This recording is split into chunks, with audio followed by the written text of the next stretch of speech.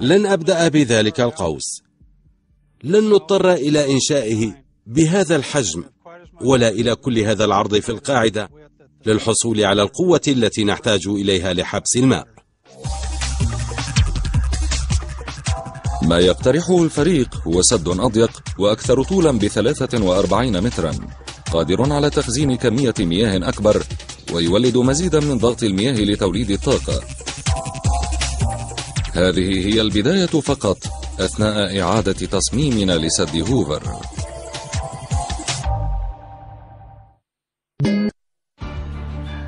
واجه البناة الأصليون لسد هوفر عدة تحديات.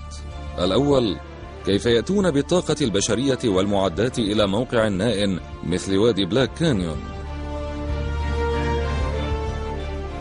بداية، لم تكن هناك طرقات إلى موقع الإنشاء، فاضطروا إلى بناء هذه الطرق من جدران الوادي. واضطروا أيضا إلى مد 50 كيلومترا من السكك الحديدية لوصل موقع البناء بخط يونيون باسيفيك خارج لاس فيغاس. كل هذا بني في بيئة غير مناسبة لحياة الإنسان. أتى العمال إلى هنا فوجدوا أن ظروف العمل لم تكن إنسانية أبدا في البداية. الحرارة من الوادي والرياح، نقص الماء البارد، نقص المرافق، كانت أوقات عصيبة بالنسبة إليهم.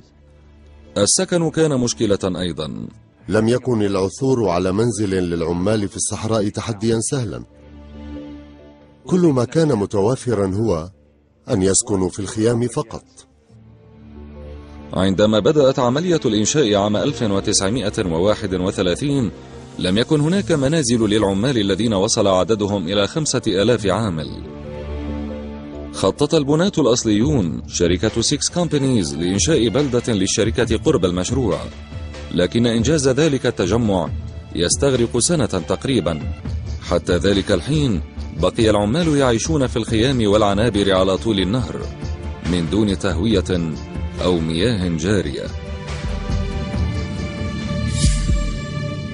في أي إعادة تصميم لسد هوفر ستكون العناصر الصعبة ذاتها، لكن ظروف عيش العاملين تحسنت بسبب التقنية العصرية، وسيتم توفير المنازل مسبقة الصنع من أجل العمال جميعا قبل أول يوم من العمل. أبنية في الموقع مع تكييف هوائي ستوفر الراحة الضرورية، والآلات ومعدات الإنشاء المتطورة ستلغي الكثير من العمل اليدوي الممل، وتخفف عدد القوى العاملة البشرية بمقدار 50%، وستكون هناك قطعة بسيطة لكنها هامة جدا لكل عامل: الخوذة الصلبة. اليوم لا يمكن أن تأتي إلى العمل من دون الخوذة الصلبة والحذاء ذي المقدمة الفولاذية. هذه هي البداية. لا أظنهم استخدموا إجراءات للأمان في موقع سد هوفر، لكن نحن نستخدمها اليوم. إجراءات السلامة في أفضل حال. رسميا قتل 112 رجلا خلال السنوات الخمس التي بني فيها سد هوفر. في أي إعادة تصميم في القرن 21 يتنبأ خبراؤنا برقم مختلف. لن يتوقع المرء أي ضحايا، على الأقل نأمل عدم وقوع ذلك. ربما تفكر بالثمن أو بالجدول الزمني، لكن السلامة تكون دائما العامل الأول في المشاريع كلها. المهمة الكبرى الأولى في أي مشروع إنشاء سد هي تحويل مجرى النهر الذي سيتم إنشاء السد عليه. يجب أن يكون موقع العمل جافا تماما قبل بداية العمل بالأساسات. المنهج الذي أثبت الزمن فعاليته في تحويل النهر هو إنشاء أقنية تحويل. في الثلاثينيات أمضى بناة سد هوفر ما يقارب السنتين لحفر 4 أقنية تحويل ضخمة عبر صخور جدران الوادي، قناتان في كل جانب من النهر. كل قناة يبلغ قطرها 17 مترا وطولها نحو 1200 متر.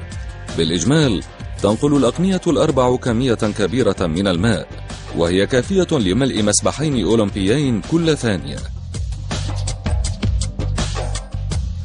منهج حفر الأقنية تعرض لاختبار الزمن في الثلاثينيات أيضا: احفر، فجر، ونظف.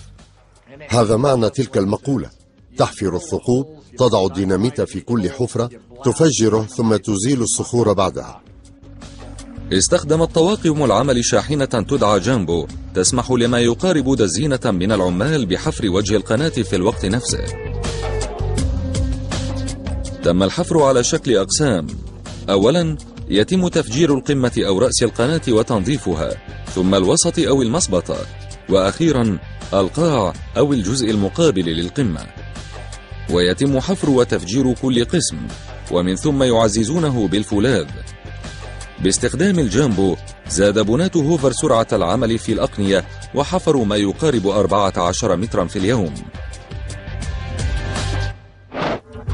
لكن هذا المرفق كان مهددا بالخطر، لأنه لا توجد تهوية في هذه الأقنية. لقد كانت محركات الشاحنات تعمل في هذه المساحة المغلقة. تسمم كثير من العمال بغاز أول أكسيد الكربون. مات بعضهم من ضعف في الجهاز الرئوي بسبب الغازات.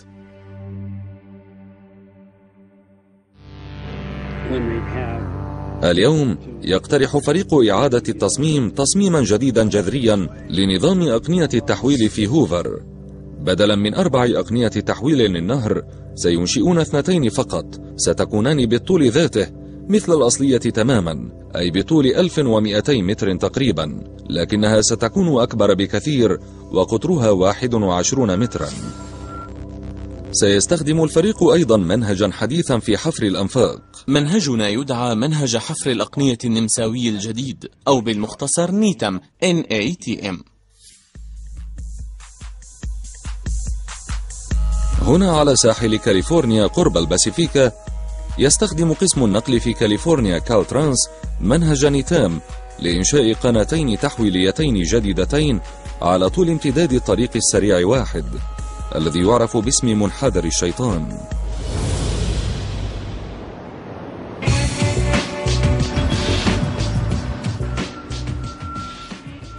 يتم العمل في المشروع منذ 50 سنة لإنشاء تحويلة عبر هذا الجزء غير الثابت جيولوجيا. يعرف المهندسون الذين يحفرون الأقنية التي تم إنجازها في هوفر. الأقنية هنا مشابهة للقديمة، إنها أيضا حفر من القمة إلى المصطبة، لكن التقنية هي ما تغير، أصبحت أكثر أمانا مما كانت عليه عند إنشاء سد هوفر.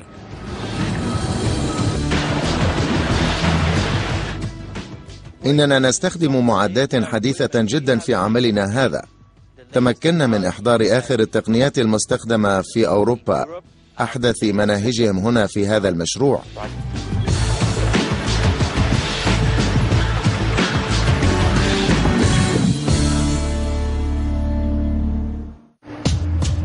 باستخدام نظام المسح الليزري بشكل كامل، تقاس كل نصف بوصة من وجه القناة، ويتم رسمها على الخريطة قبل الحفر. هذا يؤكد أن الأقنية تتجه بالاتجاه الصحيح. حسب صلابة الصخور، يختار المهندسون منهجا مملا.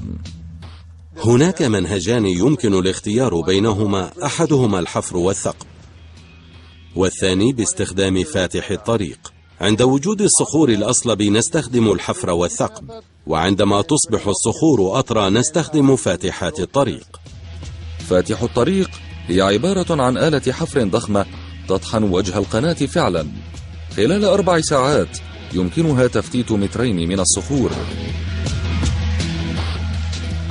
بعد كل خطوة إلى الأمام يتم تطويق جدران القناة بالعوارض الشبكية، ثم تعزز بالشاتكريت، وهو نوع من الأسمنت الذي يغلق جدران القناة. العملية كلها مزودة بما يحفظ سلامة العمال والدقة والإنتاجية العالية أيضا. يمكن التحكم بكثير من المعدات من دون الوجود في المنطقة، حيث يمكن أن تكون الظروف غير آمنة. لذا أثناء التقدم تسير عدة مترات أو مترا في الحفر، ويمكن القيام بهذا كله تحت غطاء الأذرع الروبوتية. باستخدام نظام نيتم تزيل شركة كالترانس نحو 4 أمتار من الصخر والتراب والحصى كل يوم. ليس بسرعة الحفر الأصلية التي كانت في هوفر، لكنها أكثر فعالية وأقل خطرا بكثير. في إعادة تصميم سد هوفر سيتم تنظيف كلتا قناتي التحويل الجديدتين الأكبر حجما باستخدام نظام نيتم. سيتطلب إنجاز هاتين القناتين سنة، وهو نصف الوقت الذي احتاج إليه إنجاز الأقنية ال4 في الثلاثينيات. وبسبب زيادة معايير الأمان